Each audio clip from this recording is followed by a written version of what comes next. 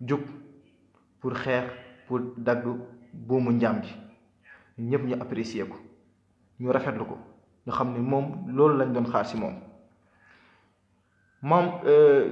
sëñ Muntaxa ñoo ngi koy ziar bu baax a baax ba coow li jubee bokk na ci ñu njëkk a dégganteeg ki nga xam ne moom mooy le président Macky Sall. ba mu dégganteeg le président Macky Sall lan moo nekk résultat bi Macky Sall dalal na xelam ne nag carrément lu ma ci mën dinaa ko ci def mu ne ko njaboot gi yépp sa njaboot la fexeel ba dëkk bi bu mu am yëngu-yëngu. loolu am na ñu ko ci sant di ko ci gërëm ba loolu amee ba pare dem nañ ba ci biir gis nañ ne kat le président Macky Sall moom il n'a pas du tout été réalistul benn yoon ci li nga xam ne moom la kilifa yi diine yi sàkku ci moom. fan yii yëpp maa ngi doon wax naan génn leen waxu kilifa diine yi ci mbir mi xam ngeen lu ko war a doon parce que na ma gëm benn affaire mooy que ne kilifa diine yi ñoom seen bopp am nañ benn ligne directe ak le président Macky Sall ñoo ngi déggoo ñoo ngi saafante mais ñoom lu ñu mën a wax ak le président Macky Sall non duñ génn ci mbedd mi duñu ko wax. leen am na léegi je vais vous donner un exemple le président le khalife général des mourides mu woo Macky Sall ne ko dama bëgg nga libéré nga fexeel tout possible ba yëpp mbir yëpp dal na nga régler situation bi ba coow bañ a am Macky Sall ne ko d'accord mu gis ne Macky Sall la mu ko waxante woon ak moom defu ko léegi lan ngeen bëgg que khalife général des mourides taxaw def communiqué daan ne Macky de la ma ko ñaanoon defu ko kon dëkk bi tàkk. kon képp ku ci dee moom ci boppam moom mooy àndoo ses responsabilités bi essayé nag may dégg donc il faut que loolu tamit ñu comprendre ko noonu suñ Mbaye Sy Mansour tamit amaana jokkoo na ak le président Macky Sall moom bu waxtaanee le président Macky Sall ne ko kat lii cool yi kat suñu sañoon kat mu fay Macky Sall bu ne ko waaw lu mu ci mën dinaa ko ci def ñu gis ne Macky Sall di deful dara. ba coow li éclaté wu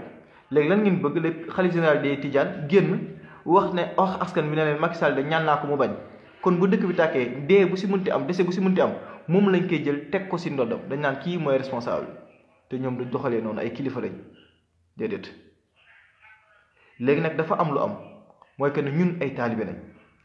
ñun seen ay taalibe dañoo dem ba jaaxle ñun ñëpp doon nañ leen déglu.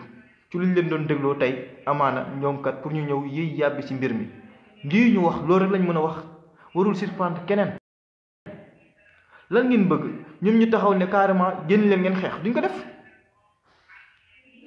def ils vont jamais le faire ils ne vont jamais sortir pour dire les jeunes génn leen ngeen dem xeex yi duñ ko def parce que loolu c'est pas du tout responsable. man mii di wax ak yéen man Ardo Gningue sama laay bi yëpp est-ce que mos ngeen see gis moo taxaw woote ne su ma soyoon taalibe yépp nañ génn dem xeex yi du ma ko def parce que c'est pas du tout responsable. mais kenn ku nekk suñun responsable nga kenn ku nekk suñun xam nga yow li nga xam te mooy sa responsabilité te waroo xaat kenn wax la ko man loolu laa gëm. tey sëriñ si du la jox nga lekk du la jox nga naan sëriñ si du la jox nga lekk du la jox nga naan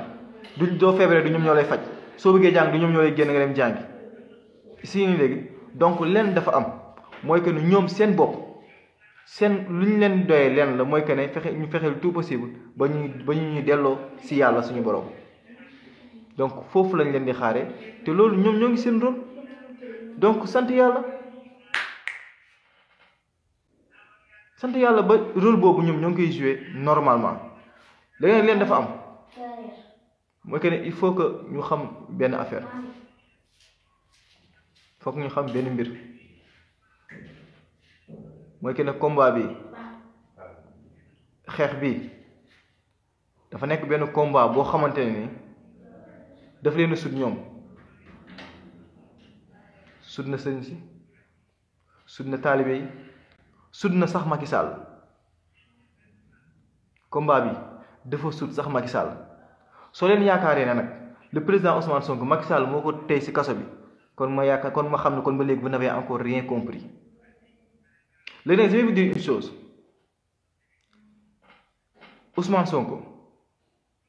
il n'a plus rien à perdre dans ce combat xam ngeen lu ko waral parce que moom fi ñu toll nii tëj nañ ko ba pare moo ngi si kaso ba lenn mooy condition bi ñu génn ko mu génn haut la main jubilé victoire Macky Sall am défaite te loolu Macky Sall jaral na ko maanaam les multinationales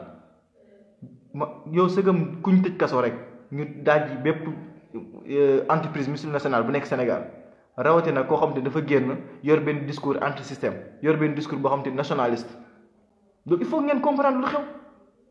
mooy que ne ñoom tey sëriñ si tey ni ñu taxawee noonu rek lañu mën a taxawee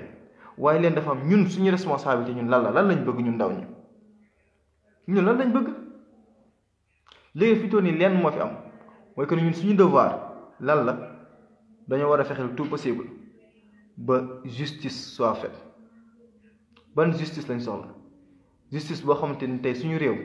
ñun ñëpp ñoo ko bokk lépp lu fi nekk ci alal ci koom-koom ñun ñëpp ñoo ko war a bokk warul am ay privilégié